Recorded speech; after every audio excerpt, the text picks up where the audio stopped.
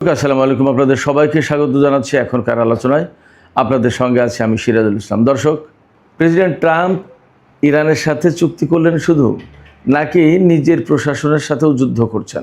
আমি এই প্রশ্ন তুলছি এই কারণে যে ইরানের চুক্তিকে কেন্দ্র করে মার্কিন প্রশাসনে একেবারে চরমভাবে দ্বিধাবিভক্তি দেখা দিয়েছে, ফাটল দেখা দিয়েছে, ভাঙন দেখা দিয়েছে। মার্কিন প্রশাসন দুই ভাগে বিভক্ত হয়েছে। এক পক্ষে ডোনাল্ড ট্রাম্প এবং তার কিছু লোক, আর এক পক্ষে পররাষ্ট্রমন্ত্রী মার্কো রুবিও, যুদ্ধমন্ত্রী পিট হেগসেট সহ আর কিছু লোক। এর প্রেক্ষাপটে এমন খবর বের হয়েছে, যারা এই চুক্তির বিরোধিতা করছে মার্কিন কর্মকর্তাদের ভেতরে, তাদের অনেককেই প্রশাসন থেকে বিদায় দেওয়া হবে, অর্থাৎ বহিষ্কার করা হবে। তার ভেতরে দুই একজন মন্ত্রীও থাকতে পারেন। কারা তারা? একই সাথে আর একটা চমৎকার খবর আছে। ইরানের সাথে আমেরিকা কি চুক্তি করলো, এই বিষয়টি জানার জন্য ইসরায়েল উদ্গ্রীব হয়ে আছে। ইসরায়েল আমেরিকার কাছে দেখতে চেয়েছিল যে চুক্তিতে কি আছে দেখি, টেক্সটটা দাও। ডোনাল্ড ট্রাম্প নেতানিয়াহুকে না বলছেন যে না, দেখানো যাবে না। তাহলে এখানে আর একটা প্রশ্ন আসছে, আসলে এই চুক্তিতে আছেটা কি? ইসরায়েল আমেরিকার এত বড় মিত্র, তাকেও দেখতে দিচ্ছে না, তাহলে বিষয়টা কি? সুপ্রিয় দর্শক, এই বিষয়গুলো নিয়ে এখন আলোচনা করব। আর এর সাথে থাকবে, লেবাননে ইসরায়েলের হামলা অব্যাহত রয়েছে। ইরান জানিয়েছে যদি লেবাননে ইসরায়েল যুদ্ধবিরতি লঙ্ঘন করেই চলে, তাহলে এই চুক্তি নাও হতে পারে এবং ইসরায়েলের বিরুদ্ধে ব্যবস্থা নেওয়া হবে। তাহলে এই চুক্তির সম্ভাবনা আসলে কতটা? তো দর্শক, চলুন আমরা বিস্তারিত আলোচনায় চলে যাই। প্রথমে যে কথা বলবো সেটি হচ্ছে এই যে মার্কিন প্রেসিডেন্ট ডোনাল্ড ট্রাম্প ইরানের সাথে চুক্তি করেছেন। আমেরিকা এবং ইরান যে চুক্তিতে ডিজিটালি সই করেছে, সেই চুক্তি খুবই গুরুত্বপূর্ণ। আমরা পরিষ্কার বুঝতে পারছি এত বড় একটা যুদ্ধ এই চুক্তির ভেতর দিয়ে তার অবসান হচ্ছে, এবং আমেরিকা ইসরায়েলের সাথে অ্যাট এ টাইম যুদ্ধ করছে। এইরকম একটা দেশের সাথে চুক্তি হচ্ছে, এটা নিশ্চয়ই এবং নিঃসন্দেহে একটা ঐতিহাসিক চুক্তি। বাট এই চুক্তিতে কি আছে সেটা ইরানকেও প্রকাশ করতে দিচ্ছে না আমেরিকা, এবং আমেরিকা নিজেও প্রকাশ করছে না। ইরানের ভেতরে এই চুক্তির যে সমস্ত বিষয়াশয় প্রকাশ হয়েছিল, তাতে ডোনাল্ড ট্রাম্প উষ্মা প্রকাশ করেছিলেন, একটু রাগ ভাব দেখিয়েছিলেন যে এই চুক্তিটা দেখিয়ে দিল কীরকম কথা প্রকাশ করে দিচ্ছে। ইরানি কর্মকর্তাদের নিজেদেরকে ঐক্যবদ্ধ করা উচিত এবং পরিস্থিতি সামলে নেওয়া উচিত। তিনি সেই সময় বলেছেন যে ইরানে যে চুক্তির খসড়া প্রকাশ হচ্ছে এটা ফেক নিউজ, এটা ঠিক না।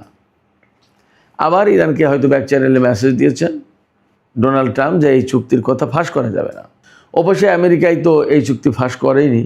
আর ইসরায়েল এই চুক্তি দেখতে চেয়েছিল যে চুক্তিতে আছে কি, আমি একটু দেখতে চাই, আমাকে দেখান। ইসরায়েলের প্রধানমন্ত্রী বেনিয়ামিন নেতানিয়াহু, কিন্তু তাকে দেখতে দেওয়া হয়নি।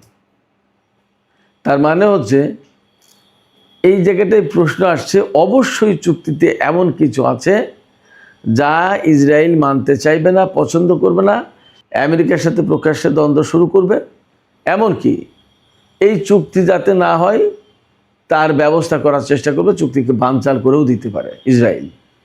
এই আশঙ্কা থেকে ডোনাল্ড ট্রাম্প ইসরায়েলকে চুক্তি দেখতে দেয়নি। মার্কিন কর্মকর্তাদেরকে বা রাষ্ট্রের জনগণকে ওপেনলি যে চুক্তি করা উচিত ছিল, ওপেন করে দেওয়া দরকার ছিল, তার কিছুই করেনি।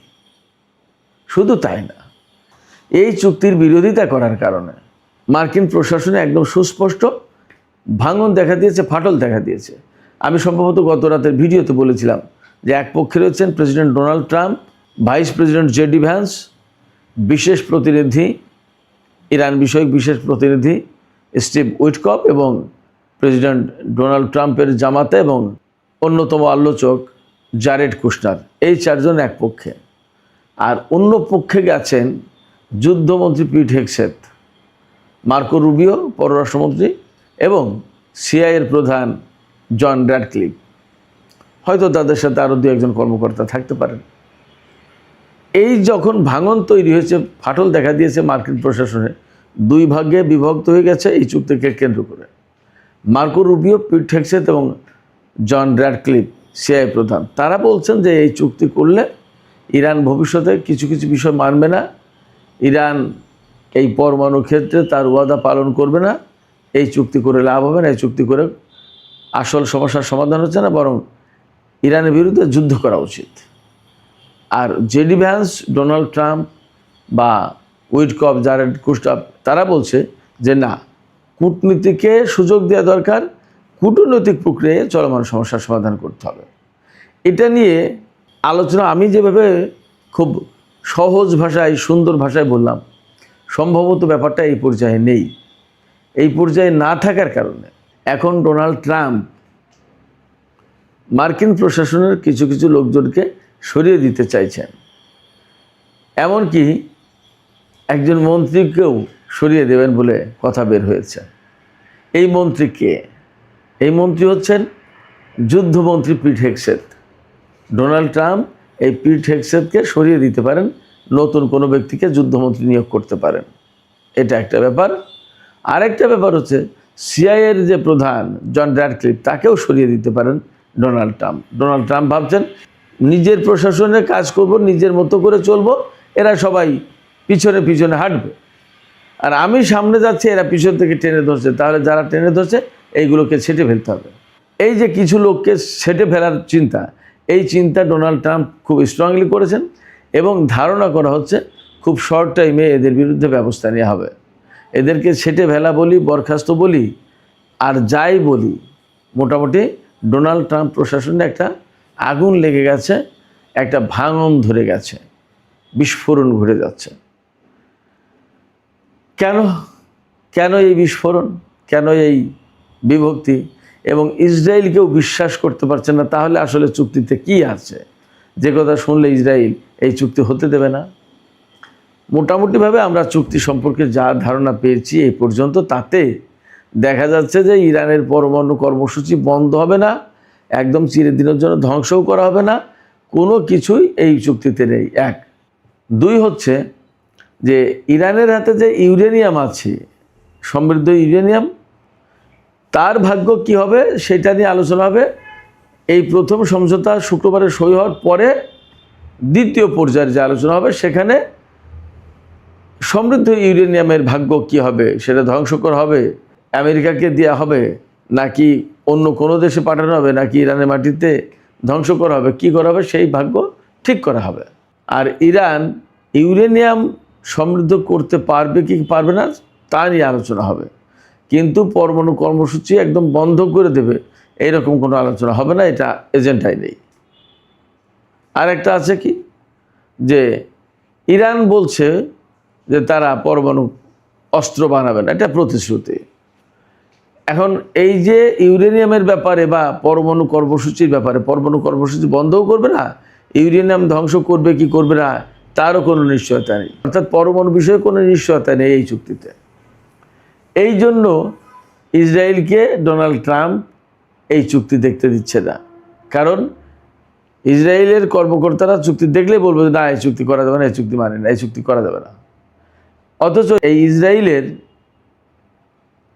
চাপে বা উস্কানিতে বা ফুসলানিতে ডোনাল্ড ট্রাম্প কিন্তু ইরানের বিরুদ্ধে যুদ্ধ করতে এসেছিলেন। এখন সেই ইসরায়েলকে আর বিশ্বাস করছেন না, ভরসা করছেন না। কারণ কি?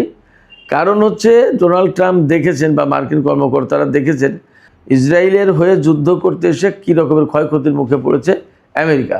পাশাপাশি ইরানকে হারানো যাচ্ছে না, বরং ইরান দিন দিন শক্তিশালী হয়ে উঠছে, হরমুজ প্রণালী বন্ধ করে দিয়েছে, আর সারা বিশ্বের জনমত ইরানের পক্ষে চলে গেছে। এই অজনপ্রিয় যুদ্ধে জেতা যাবে না, এটা ডোনাল্ড ট্রাম্প ভালোভাবে বুঝতে পেরেছেন। সেক্ষেত্রে এই যুদ্ধ থেকে কত দ্রুত বের হয়ে যাওয়া যায় সেটাই এখন খুঁজে বের করার চেষ্টা করছেন ডোনাল্ড ট্রাম্প। কিন্তু ইসরায়েলের লক্ষ্য হচ্ছে আমেরিকাকে দিয়ে ইরানের সরকার পরিবর্তন করবে, পরমাণু কর্মসূচি ধ্বংস করবে, আরও যা যা করার তা সব আমেরিকাকে দিয়ে করিয়ে নেবে। তার মানে আমেরিকাকে এখানে ইসরায়েলের পক্ষে যুদ্ধ করতে হবে। এই বিষয়টা আমেরিকা আসলে চাইছে না, যার কারণে ইসরায়েলকেও দেখাতে চাইছে না এই চুক্তি। পাশাপাশি যারা এই চুক্তির বিরোধিতা করছে তাদেরকে মিস্টার ট্রাম্প উইল ফায়ার দেন, তাদেরকে তিনি ফায়ার করবেন, বরখাস্ত করবেন, সরিয়ে দেবেন। তার মানে এই ইরানের সাথে যুদ্ধ করতে এসে এতদিন তো যুদ্ধে সেনারা ক্ষতিগ্রস্ত হয়েছে, মার্কিন সামরিক ঘাঁটি, মার্কিন সামরিক প্রতিরক্ষা সরঞ্জাম ইত্যাদি ইত্যাদি ক্ষতিগ্রস্ত হয়েছে বা ধ্বংস হয়েছে। এখন খোদ ডোনাল্ড ট্রাম্পের সরকারের টালমাটাল সৃষ্টি হয়েছে, যেখানে ট্রাম্প এবং ইসরায়েল মিলে ইরানের সরকারকে উৎখাত করে দেওয়ার একটা টার্গেট দিয়েছিল এবং বহু হত্যাকাণ্ড ঘটিয়েছে। সেই জায়গায় এখন ডোনাল্ড ট্রাম্পের নিজের সরকারই টালমাটাল অবস্থায়। শুধু তাই না, ইসরায়েলের যে প্রধানমন্ত্রী নেতানিয়াহু, সেখানে যে সংসদ নির্বাচন হতে যাচ্ছে, তাতে এইবার মোটামুটি বিরোধী দল যেভাবে জোট গঠন করছে, তাতে নেতানিয়াহু মনে হয় এবার আর ক্ষমতা আসতে পারবে না। এইসব বিবেচনা করে মোটামুটিভাবে বলা যায় যে চুক্তি যেটা হয়েছে বা হচ্ছে, এই চুক্তি বেসিক্যালি ইরানের পক্ষে যাচ্ছে, যার কারণে ডোনাল্ড ট্রাম্প তার দেশের লোকজনকেও এই চুক্তির কপি দেখাতে পারছে না, ইসরায়েলকেও না, কাউকে না, গোপন ডাকছে। কারণ এই চুক্তি হলে, এই চুক্তি প্রকাশ করলে ডেমোক্র্যাটরা ধরবে, তার দলের সমর্থকরা ধরবে, যারা যুদ্ধের পক্ষের তারা ধরবে, ইসরায়েল ধরবে, আরও বড় চাপে পড়বে। সেক্ষেত্রে ইরান যুদ্ধ নিয়ে যে মার্কিন প্রশাসন বা ইসরায়েল মারাত্মক রকমের সংকটে পড়ে গেছে, বিপদের ভেতরে আছে, এই চুক্তির ভাষা, ধরন এবং চুক্তি করার জন্য ইরানের উপরে চাপ সৃষ্টি করা, এইগুলো থেকে সব কিছু পরিষ্কার হয়।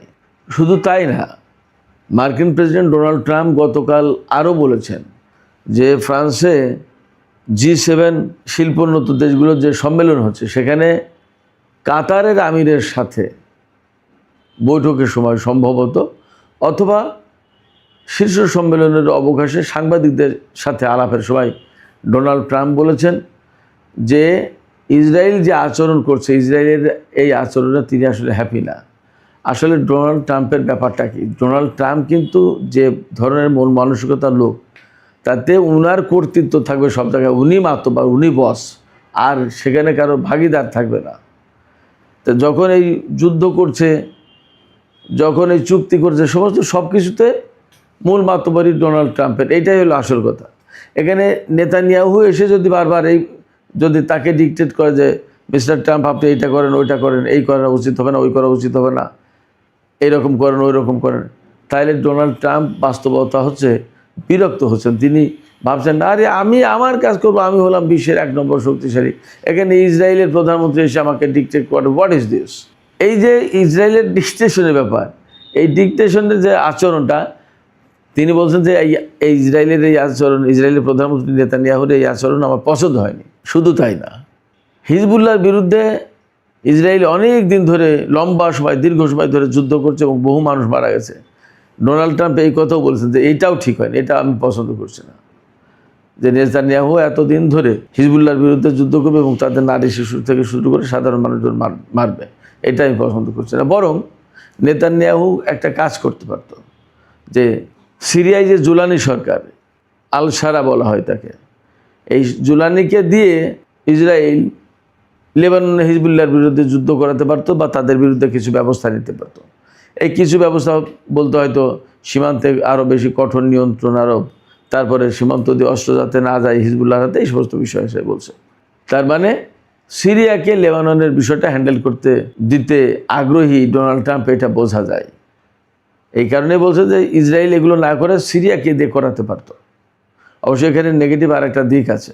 সিরিয়াকে লেবাননে লেলিয়ে দেওয়া মানে 2 মুসলিম দেশের ভেতরে একটা সংঘাত তৈরি করা, অর্থাৎ মুসলমানদেরকে দিয়ে হিজবুল্লাহকে ধ্বংস করে দেওয়ার একটা চেষ্টা।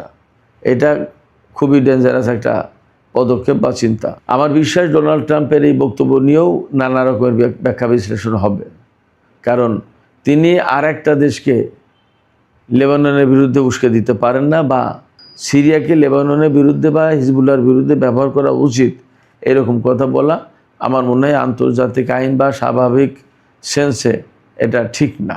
যাই হোক, আমি আর একটা খবর এখানে একটু আলোচনা করি। ইরান আমেরিকার ভেতরে যে চুক্তি হচ্ছে, তাতে একটা বড় বিষয় হচ্ছে যে লেবানন সহ পুরো মধ্যপ্রাচ্য অঞ্চলে যেখানে যেখানে ইসরায়েল এবং আমেরিকা যুদ্ধ করছে, তার প্রত্যেকটা জায়গায় যুদ্ধ বন্ধ করতে হবে। এটা হলো এই চুক্তির প্রধান শর্ত, 1 নম্বর শর্ত। তো যখন 1 নম্বর শর্ত, অথচ ইসরায়েল তা মানছে না এবং সে মানবে না, সে পরিষ্কার করে ঘোষণা দিয়েছে। শুধু তাই না, ইরানের প্রেস টিভি বলছে যে ইসরায়েল গত 2 দিনে 84 বার যুদ্ধবিরতি লঙ্ঘন করেছে। এই জায়গায় ইরানের পররাষ্ট্রমন্ত্রী আব্বাস আরাকচি তিনি পরিষ্কার করে হুমকি দিয়েছেন, সতর্ক করে দিয়েছেন ইসরায়েলকে যে যুদ্ধবিরতি যেটা হয়েছে সেটা যদি রাখতে হয় তাহলে ইসরায়েলকে অবশ্যই হামলা আগ্রাসন বন্ধ করতে হবে লেবাননে, এবং লেবানন থেকে ইসরায়েলি সেনা প্রত্যাহার করতে হবে। তা না হলে আমরা চুক্তিতে যাব না এবং ইসরায়েলের বিরুদ্ধে ব্যবস্থা নেব। এখন ইসরায়েল কিন্তু এই চুক্তির বানচালের চেষ্টা করছে। ইরান যদি ইসরায়েলের বিরুদ্ধে ব্যবস্থা নেয় তাহলে কিন্তু ইসরায়েলের লক্ষ্যই পূরণ হয়। ইসরায়েল চাইছে না যে ইরানের সাথে আমেরিকার এই চুক্তি হোক, তাহলে ইসরায়েল সবচেয়ে বড় বেশি লুজার হয়, ক্ষতিগ্রস্ত হবে। সেই কারণে তারা এই চুক্তি বানচাল করে দিতে চাচ্ছে। এখন এই বানচাল করে দেওয়ার প্রেক্ষাপট কিন্তু তৈরি করেছে ইসরায়েল। এই অবস্থায় ইরান যদি হামলা চালায় তাহলে চুক্তি বানচাল হয়ে যাবে, আর ইসরায়েলের বিরুদ্ধে হামলা যদি না চালায় ইরান, তাহলে ইসরায়েল এইভাবেই লেবাননের বিরুদ্ধেই হামলা চালাতেই থাকবে। এটা আসলে খুবই দুর্বিষহ একটা ব্যাপার হবে। তখন পরিস্থিতি এমন হবে, ইরান এবং আমেরিকার চুক্তি হয়েছে কিন্তু ইসরায়েল এবং লেবাননের যুদ্ধবিরতি কার্যকর হয়নি, বরং ইসরায়েল লেবানন এবং হিজবুল্লাহকে একদম ধ্বংস করে দেওয়ার জন্য যুদ্ধ অব্যাহত রেখেছে। তাহলে এই যুদ্ধবিরতি আসলে কার্যকর হবে কিনা, আদৌ সই হবে কিনা, এই সমস্ত নিয়ে কিন্তু এখনও অনেক বড় প্রশ্ন আছে। তো সুপ্রিয় দর্শক, আজকের আলোচনা এখানে শেষ করতে চাইছি। যাবার আগে আপনাদের কাছে প্রশ্ন রাখতে চাই বা আপনাদের কাছ থেকে আপনাদের মতামত জানতে চাই। এই যে মার্কিন প্রশাসনে ভাঙন দেখা দিয়েছে এই ইরানের সাথে চুক্তি করার শর্ত শরায়ত নিয়ে, আপনাদের কি মনে হয় যে এটা প্রকৃতপক্ষেই ভাঙন, এবং ডোনাল্ড ট্রাম্পের সাথে যদি বাড়াবাড়ি করে তাহলে পিট হেগসেথ এবং সিআইএ প্রধানকে সরিয়ে দিতে পারেন ডোনাল্ড ট্রাম্প, নাকি সবই নাটক? আপনাদের মতামত কমেন্টে জানাতে পারেন। আর ভিডিও ভালো লাগলে লাইক কমেন্ট শেয়ার করবেন এবং চ্যানেলটি সাবস্ক্রাইব করে সাথেই থাকবেন।